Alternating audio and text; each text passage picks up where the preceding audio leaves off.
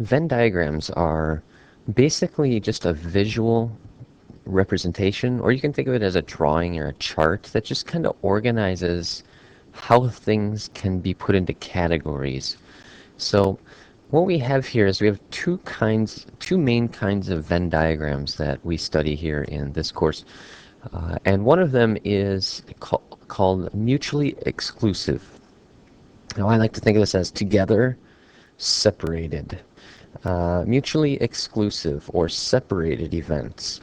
And those events are things like, for example, eye color. If I was going to do a study on eye color and I were just going to go around maybe to all my students and just observe what color their eyes are, and I mainly was interested in blue eyes and brown eyes, okay, this is how I could kind of organize my Venn diagram. Now, a Venn diagram basically it consists of circles that represents my categories, and usually a box that kind of just contains everything that's possible. So this Venn diagram says when I do my study, I'd be looking at all of the people with the blue eyes I would put into this category right here, into this circle. All the people with brown eyes I would place into this circle.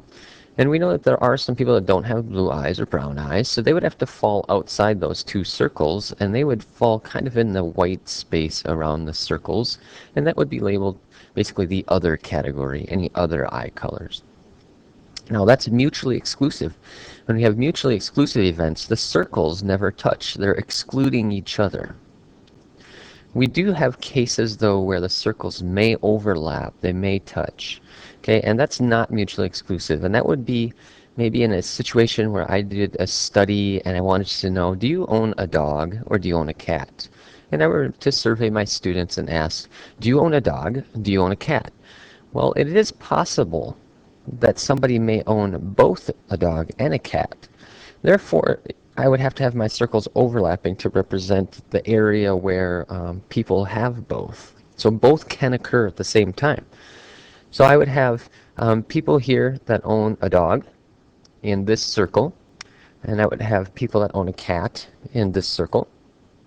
But then I have people that own both that fall in this category where they overlap. I also have people that own neither, and they would have to fall outside these circles, because if they do not own a dog or a cat, they need to be outside the circles, and that would be in the shaded area here that's labeled neither. That's just a basic rundown of Venn diagrams, kind of what they look like, how they get organized, and just kind of a quick explanation as to what the overlapping circles may mean. It means two things can occur at the same time. And what these kinds of Venn diagrams look like, where the circles do not overlap, where two things cannot happen at the same time, and that is, again is called mutually exclusive. They're excluding each other. They cannot overlap.